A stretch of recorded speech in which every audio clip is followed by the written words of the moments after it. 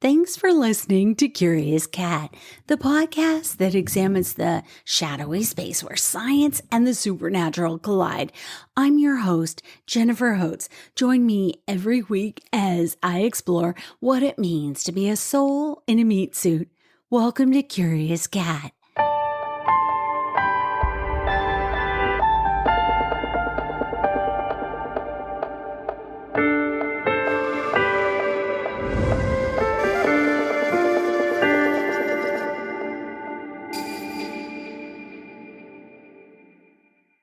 Last week, I shared some strange urban legends with you about Florida. I left off sharing two things. First, Florida has more than its share of cryptids. And second, my daughter that got me curious about the spooky side of the state. Yeah, she told me an urban legend you've just got to hear. Let's get into it.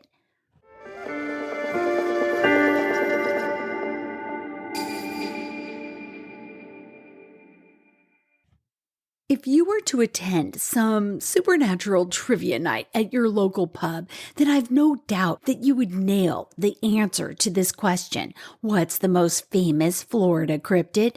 Yeah, you know it's the skunk ape. Cousin to Sasquatch, this guy is said to smell really ripe. I found a really interesting story about the guy in a book titled Freaky Florida, written by Mark Muncy and Kari Schultz. Find links to purchase it in the show notes. I hope it sets your senses into this swampy, humid Florida landscape. Mark Muncy writes, "Look at any map of Florida, and you will see a very large block in the middle of the state with no major roads. The largest area stretches from Lakeland to the north beyond Leesburg. The empty area once saw rival railroads trying to reach Tampa Bay. It once housed numerous little towns and homesteads trying to make their way in the early Florida land booms. From the passage of time, the swamps have been reclaimed, the last vestiges of man's attempts to colonize the area. Now in state control, it's called the Green Swamp Wilderness Preserve." Muncy continues, "The Green Swamp is sometimes nicknamed Emerald Hell. Most of the year, it's hot and full of mosquitoes and other bugs. This swampy land covers more than 560,000 acres of wetlands, surrounded by ridgelines that help drain the rainwater. This rainwater creates the headwaters of no fewer than 4 major rivers: the Withlacoochee, the Ocklawaha, the Hillsborough, and the Peace Rivers. This area also helps to replenish the primary source of drinking water for almost all of Florida's aquifer system. In 1974, Florida designated a large portion of the Green Swamp region as an acre of critical state concern. The Green Swamp is so vast that it includes numerous abandoned ghost towns, rail lines, ranches, and more scattered throughout the dense twists of vines and trees. It's easy to see why so many legends and stories circulate among the hunters, the hikers, and the explorers who love Emerald Hell. The swamp has been home to humans for more than 8,000 years. The Paleo-Indians thought one of Florida's earliest inhabitants left traces in the heart of the swamp. They were followed later by Native American tribes and then early European pioneers. These last immigrants would carve out ranches in small towns and would come into frequent conflict with the animals of the area, including bears, panthers, boars, and wolves. The inevitable conflicts between Native American tribes escalated eventually, and the Seminole Wars were fought throughout the Green Swamp. Settlement to the area died down when railroads moved to the coasts. The final nail in the coffin? The Great Depression. What few jobs remained in towns dried up. The swamp began to reclaim itself. The Native Americans spoke of the wild man of the swamp who roamed through the heart of this area. The settlers talked of great bears that walked like people. They would often harass cattle. Some described the creatures as emanating a terrible smell of death and decay, an olfactory announcement to their presence. The smell gave the hairy beast the nickname they have to this day, the skunk ape. As Florida Sasquatch, it is still widely reported in this preserve. Hunters discuss sightings almost as frequently as tales of monster bucks, wild turkeys, or wild boars they've seen. Most think of them as harmless, but certainly not a myth. What most do not know is that one skunk ape, he was a murder suspect. In May 1918, a couple were found dead on their homestead that lied deep in the green swamp. Isham and Sarah Stewart had been murdered in their sleep, and due to their remote location, the bodies weren't discovered for at least a week, maybe more. Why they were found at all? Well, that was because of the vultures that circled their cabin, and they landed on the roof and they covered the land around the homestead. Rumors flew about a large animal that mauled the couple because their bodies had been horribly mutilated. Some locals suspected that the green swamp skunk ape had turned violent. The coroner quite quickly realized that things were different.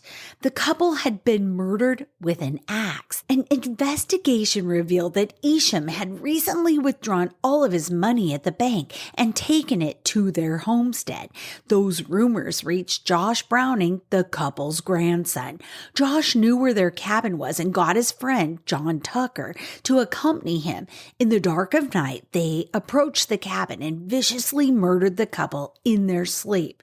Both perpetrators were caught a short while later, and after a trial were sentenced to 20 years in prison each. Even after that conviction, stories circulated that it was the skunk ape that did it. Years later, in 1975, near the Devil's Creek Swamp, one of the many sloughs in the Green Swamp, the legend of the monster that walks this emerald hell once again reared its ugly head. Burglary reports flooded in from 3 counties around the Green Swamp. Most of those involved strange items being stolen, including cookies and cereal from a mobile home.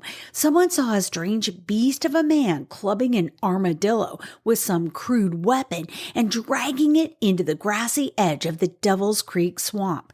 Police sent dogs to track the suspect on several occasions, but they quickly lost the scent in the deep swamp. They did find parts of a cooked armadillo, though.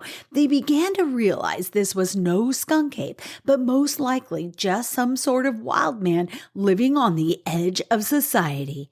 Okay, it feels like an early version of what's become a meme Florida man is actually to blame in these old stories. Poor falsely accused skunk ape. But back to the wild man tale. On May 17th, the police mounted a large manhunt into the swamp. After firing a few warning shots when they got close, they captured the Green Swamp wild man. He was actually a sailor named Hu Tu Mei. He had left his wife, his 4 sons, and 3 daughters to sail from his home in Taipei, Taiwan. He had caused a violent outburst on a freighter in Tampa and was in a fight with other sailors on board. He was taken to a Tampa hospital, and from there, he disappeared. Somehow, he had walked deep into the Green Swamp and lived in the wild for nearly a year. Hunters and hikers lost for only a few days in the swamp, Muncy notes, come out nearly mad and babbling wrecks. Who had lived there for a long time. He had cooked the corn the hunters had left for the turkeys and deer near hunting blinds. He had fashioned an aluminum pole with an old railroad spike on the end to catch the armadillos that he thought were little pigs that no one wanted. Who was brought to Sumter County Jail and charged with theft. He refused to leave his cell and bowed deeply every time someone came in to check on him. A Taiwanese interpreter was brought in, and they learned that Hu feared for his life and felt these officers were going to kill him. He wanted to kill himself rather than face whatever punishment they had in store. He was searching for anything he could use to hurt himself. Arrangements were quickly made to fly him back to Taiwan. Sadly, before his journey home, Hu looped his belt through cell bars and strangled himself to death. the death of who did nothing to end the rumors of a wild, hairy beast living in the green swamp. To this day, stories continue of a large monster with huge feet and a foul odor.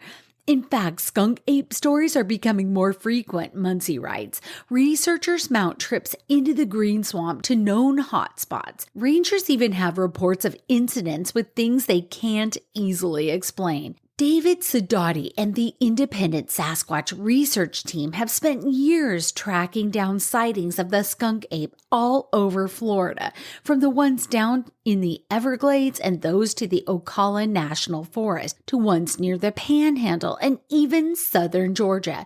His team has traveled a great portion of the green swamp, finding plenty of eyewitnesses. Some sightings have even occurred at the old Stewart homestead, which still stands after more than a century and several hurricanes. From the green swamp to the green eyes of a mysterious feline, let's turn next to the wampus cat, described by some as a living shadow. The wampus cat is a six-legged panther-like creature rooted in Cherokee folklore. I found this from WBIR 10 News. They would talk about the green eyes of the cat that shined at night. Some people talk about wampus cat having 6 legs and a retractable claw that could catch birds out of the sky. That came from Jeffrey Duprose, an East Tennessee State University Appalachian Studies graduate student. These creatures would swiftly and quietly demolish everything in their path. It becomes even more dramatic if you go out and your livestock is torn apart. There are newspaper accounts of wampus cats tearing apart livestock, Duprose said.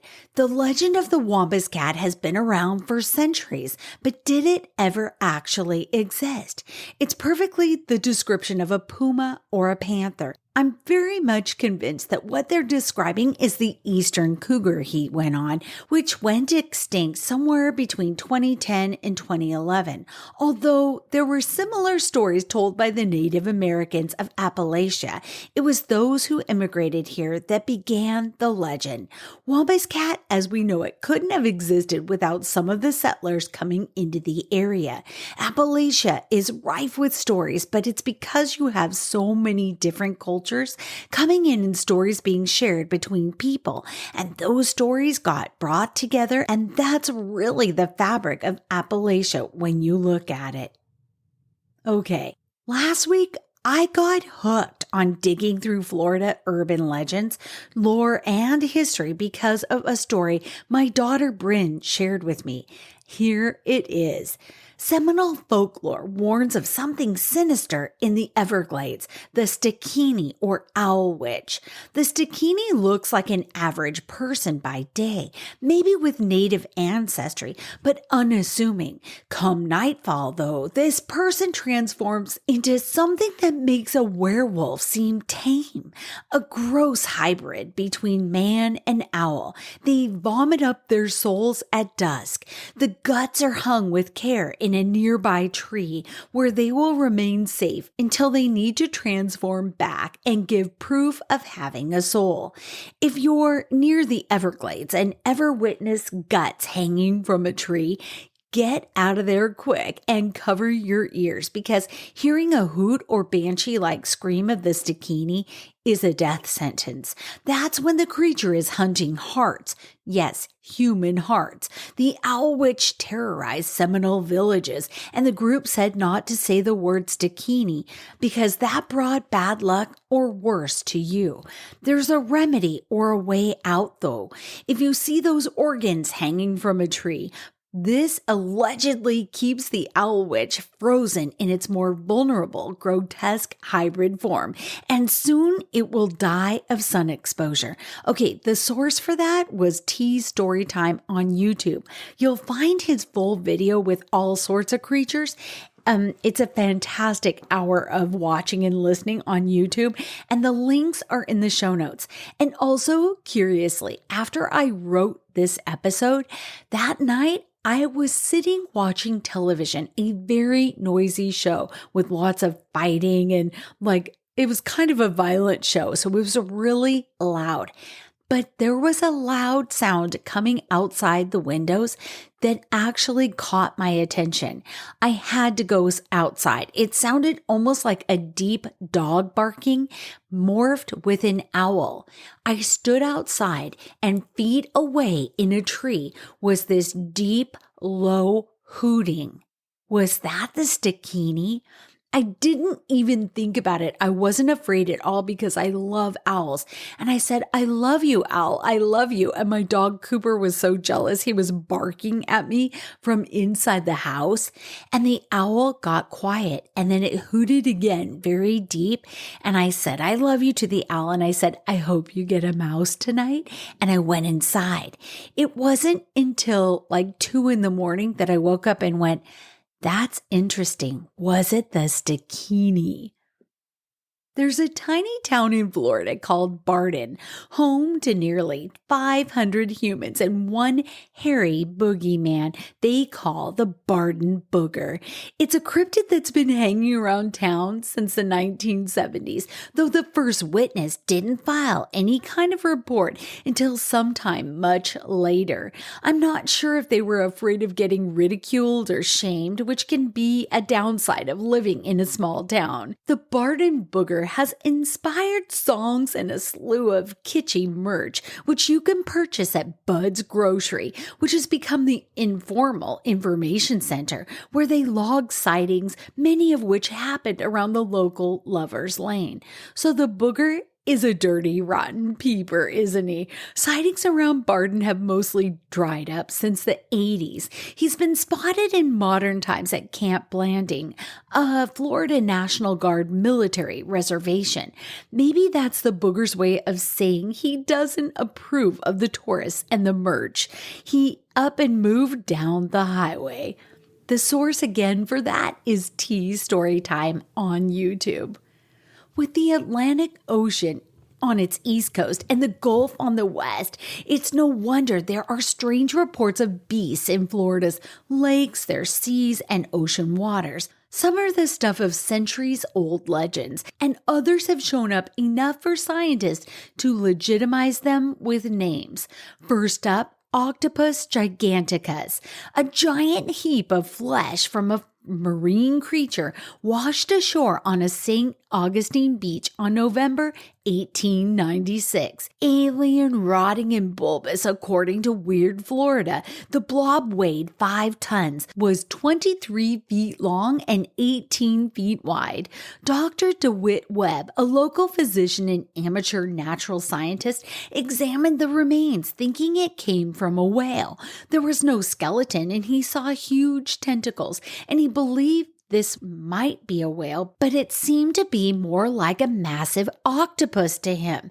At the time, the largest octopus known had been 125 pounds. Webb took several photos and prepared specimen samples, which he sent to leading marine biologists. It was a cephalopod expert, Professor A.E. Verrill from Yale University, that identified the massive creature as a new type of octopus. He wrote a paper on this species, describing it as having tentacles 75 feet in length and with a girth of 25 feet.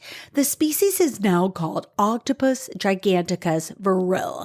Best estimates are that the octopus that ended up on that St. Augustine beach was somewhere between 100 and 200 feet in length, a true sea monster.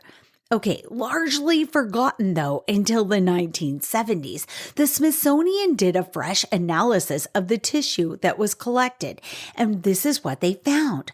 The evidence appears unmistakable that the St. Augustine sea monster was in fact an octopus. But implications are fantastic, even though the sea presents us from time to time with strange and astonishing phenomena.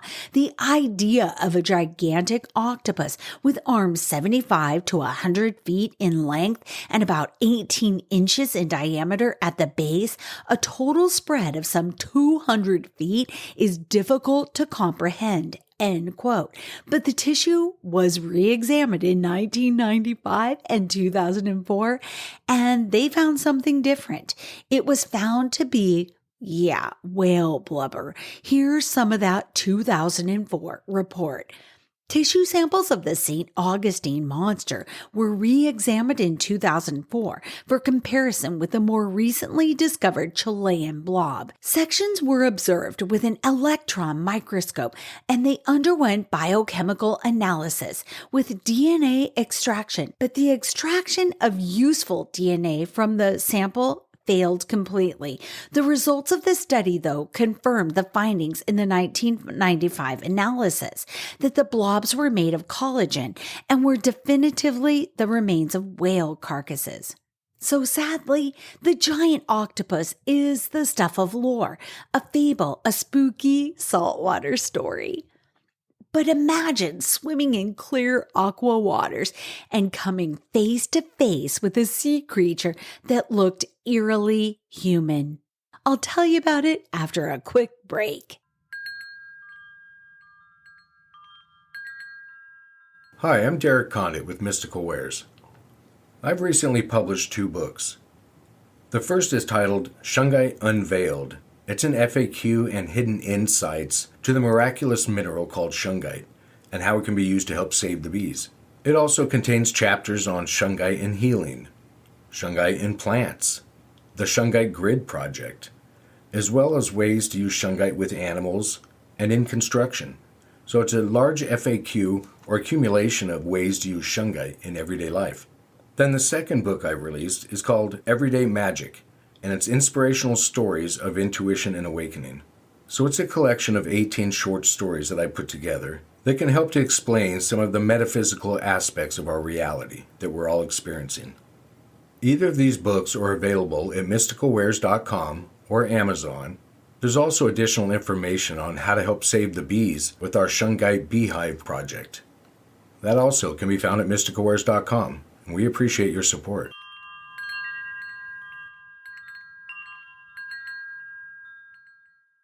Imagine swimming in the clear aqua waters, warm waters of Florida, then coming face to face with a sea creature that looked eerily human.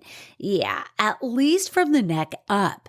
Emily L. Bell of Fort Pierce wrote in her memoirs about her life in Florida in the late 1800s. She wrote of an encounter with a sea serpent when she was on a family outing.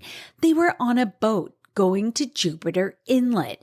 Upon landing, the family went on an 8-mile hike along the coast to reach their destination. From Weird, Florida, Mrs. Bell recalled that along the way she heard something in the bushes and motioned to her husband, who then investigated. She wrote that it was, quote, a sea serpent of some description. It was green and black with a yellowish mingled color, and we watched it crawl into the sea. It raised its head and looked all around till it turned, and a human-like face could be seen. It stood up about 3 or 4 feet. She added later that the creature was 30 feet long and was the width of a nail keg. When they mentioned the sightings to others, they were told the creature was seen about twice a year and that the Indians, being superstitious, would not kill or capture it. In 1927, another of these creatures was seen, and some Fort Pierce men grabbed their guns to take action, but they were too slow and the creature got away, leaving some to wonder if it was only a folktale after all. There are a whole host of modern sea monster reports from across Florida. I combed the internet to find some of the most curious. First up, the trident-tailed sea monster. This comes from East Tennessean's blog, and find links to that in the show notes. Here's what Elias Murphy wrote. While the argument about whether Florida is part of the South or not is up for debate, but it is certainly the most infamous for wild news stories. As I was looking for new cryptids to share, I wondered what the Orange State had to offer for supernatural beings. While looking, one that regularly popped up was the trident-tailed monster. Around West Palm Beach is a body of water named Lake Worth Lagoon, and it is said to contain the creature. There are many disbelievers who say it is a manatee with an injury. There are others who disagree and say it's something more. For those who want to see what it looks like, there's actually a YouTube channel by the name of All Things Creepy, who shared a decent quality video. Surprising, since most videos of cryptids are typically low quality, they're grainy or difficult to see the contents of the video itself.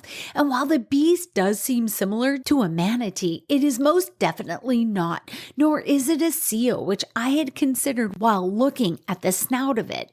Airing as the focus of an episode of Monster Quest, a show on the History Channel in 2009, the monster quickly gained popularity. It didn't seem to have kept it, as the only mention of it online in the last year has been found on r/cryptozoology on Reddit.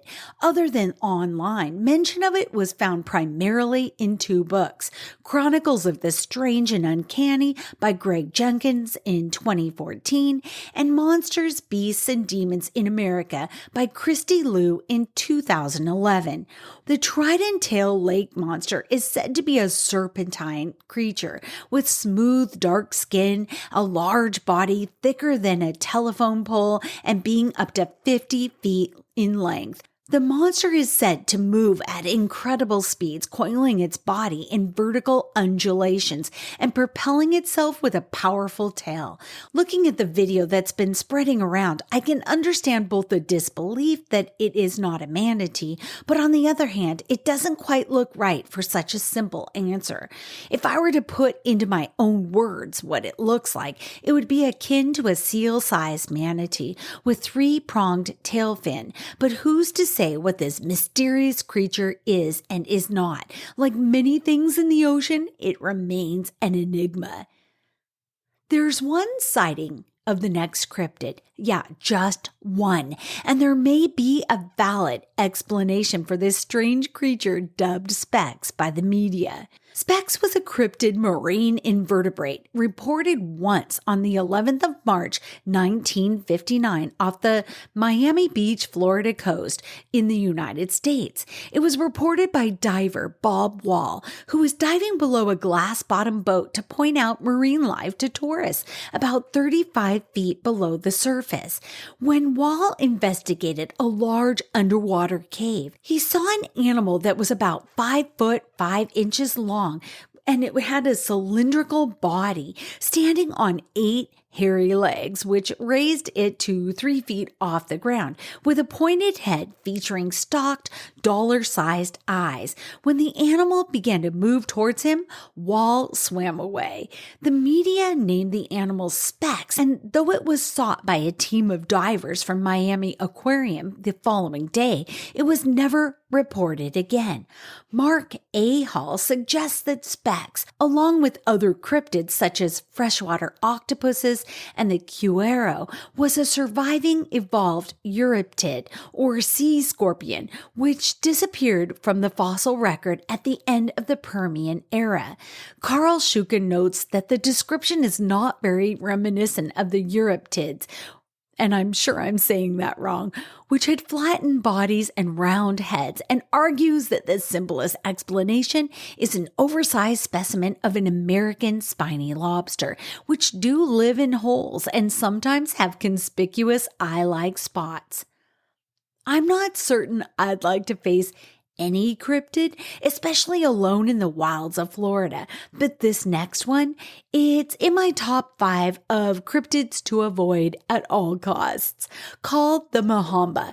It's said to be a massive serpent-like creature that inhabits Florida waterways. Some accounts describe it as resembling a giant crocodile that might grow up to 50 feet long, and it's known to live in Florida's swamps and rivers.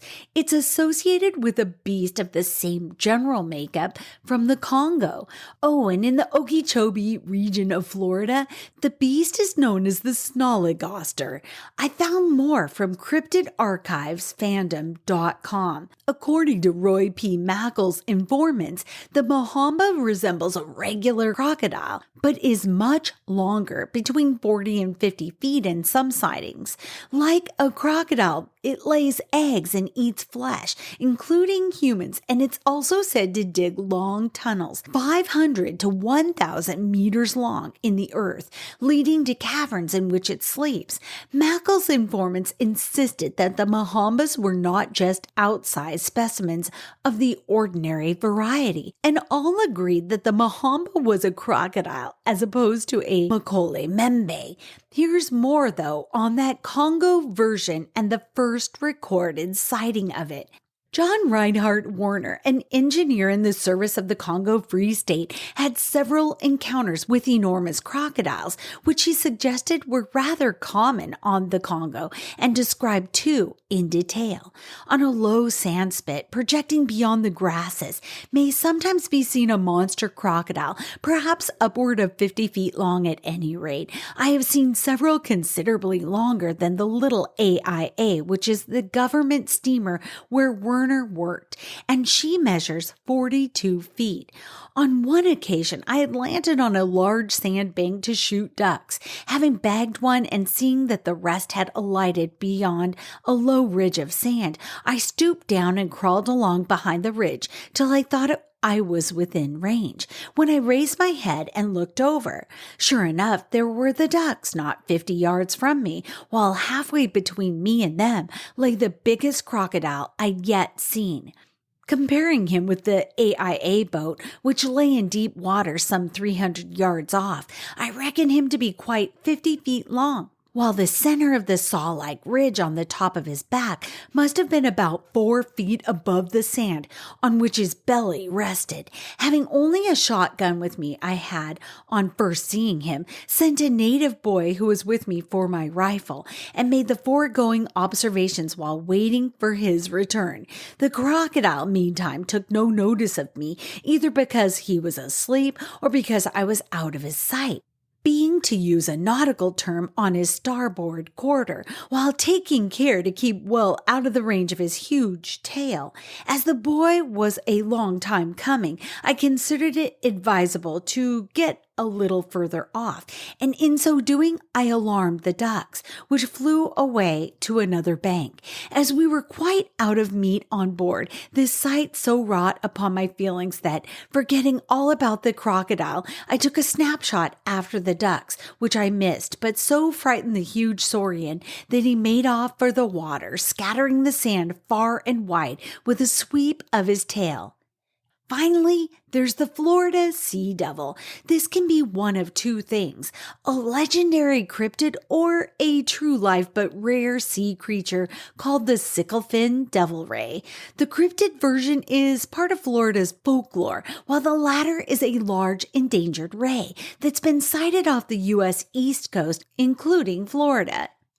The cryptid Florida sea devil is a creature rooted in folklore and is described as a giant, mysterious beast of the sea. Reports of the sea devil often involve sightings of a large, unknown creature in Florida's waters, sometimes described as being of record-breaking size. It is similar to other mythical ocean creatures documented in Florida's cryptid lore. But the real sicklefin devil ray, it's called Mobula tarapacana. It's a real giant ray that can grow up to 12 feet wide. These rays are found in the Atlantic and Gulf of Mexico, including off the coast of Florida. They are classified as endangered by the IUCN and are vulnerable to fishing and bycatch. Although they are typically deep-sea creatures, they've been observed near the surface and even in shallow waters. Their sightings are rare, but researchers have documented them off the U.S. East Coast, including Florida. Scientists are still learning about their biology and their behavior. I wanted to know more, and I found it at marinemegafauna.org. they posted this. A new study led by Jessica Pate from the Marine Megafauna Foundation, or the MMF, has shown that the massive 12-foot wide sicklefin devil ray is present off the U.S. Atlantic coast. Listed as endangered by the IUCN, this is the first time these huge elusive rays have been documented in the eastern U.S. They're rare, they're giant, they're 12 feet sicklefin devil rays. They've been documented from Florida to New York, and they mentioned that this is the first confirmation of this elusive endangered species in the region. 180 sightings and 361 individuals were collated up to the year 2022. This expands the known range of the species in the Gulf and the Atlantic. They're studying this because it's critical that they know what the impact is of fisheries, and they want to guide the conservation of this creature. The study began when they received a photo of a sicklefin devil ray from a Florida scuba diver in 2018. This prompted Jessica Pate to start a collaboration between MMF, NOAA, and Normando Associates Incorporated, and together they compiled sightings from diverse data sets, including scuba divers, social media platforms, aerial surveys, and reports from fisheries observers. This collaborative effort highlights the significance of data sharing and citizen science in the study of rare and endangered species. The research documents 180 sightings and 361 individual sicklefin devil rays gathered between 1996 and 2022 in the waters off the U.S. East Coast and the Gulf. Julia Wilmot from Normando Associates Incorporated said this: "Normando is delighted that they could contribute to this body of knowledge. This is an example of how important it is to freely share data." Jessica Pate added this: "The original impetus for this study was a citizen scientist report sent to the Florida Manta Project, which led to sightings in other databases. One sighting even involved a video of a devil ray accidentally swimming into a commercial saturation diver's airline in the darkness." Jessica said, "People often don't know that these rays exist. They've sometimes been confused with manta rays, which are even more gigantic. This study shows how non-scientists often make really important observations and contribute to the conservation of endangered species. Little is known about the sicklefin devil rays in the U.S. This study highlights how incidental observations and observer data can provide vital knowledge on rare, vulnerable, and difficult to study species. We hope this encourages everyone listening and other researchers and managers to examine regional databases for information on other data-poor species." Okay, while I was researching, I found out there's a museum in Iceland that's dedicated to sea monsters. What a cool place it's gotta be. If you want to see images of it, click on the link in the Atlas Obscura story about the museum in the show notes.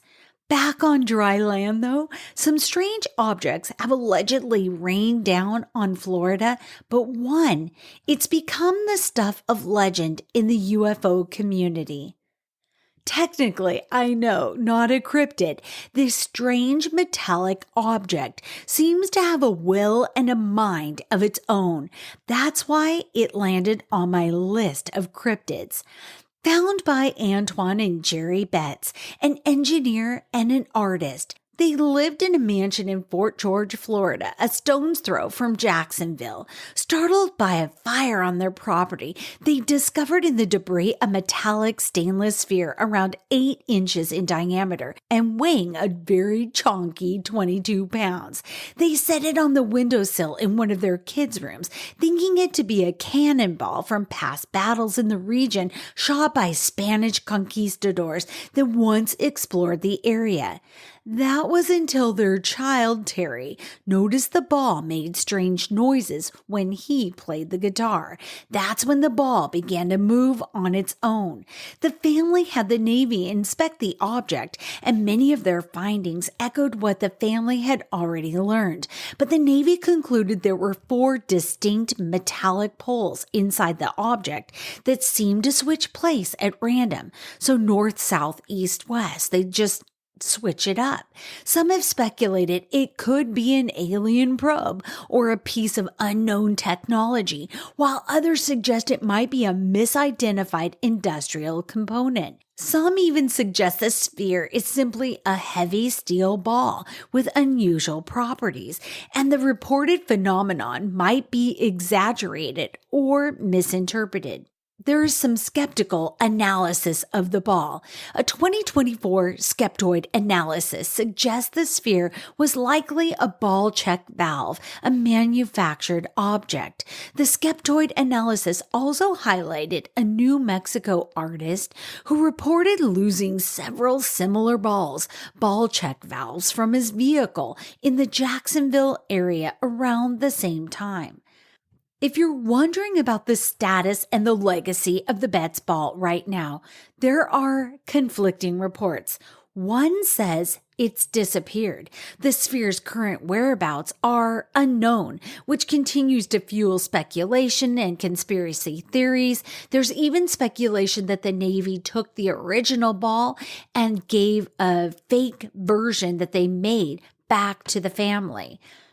There's an enduring mystery about it, too. Despite scientific explanations, the Betts sphere remains a fascinating subject for those interested in the unexplained and the paranormal, and I'm in that crowd. In essence, the Betts sphere is a metallic orb found in 1974 that's captured our attention due to its reportedly unusual movements and properties.